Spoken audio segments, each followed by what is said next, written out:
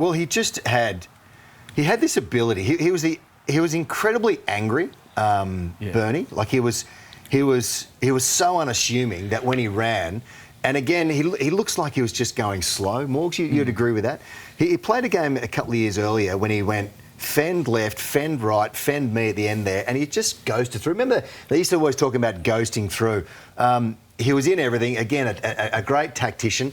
He was hard to play with sometimes because you didn't know what he was going to do. Like we used to have a rundown of sheet that we just went from scrum top left to bottom right, line outs top left, bottom right, blah, blah, blah. Everything was marked out. What do you want to do? But then you just had to go, Bernie, what are you going to do? And he would run across field and he would sort of show and go, and he would throw a 15-metre pass on the butt and that kind of stuff. He was a great player to play with, difficult at times. He played differently to any other 10 that's ever played the game. He could commit.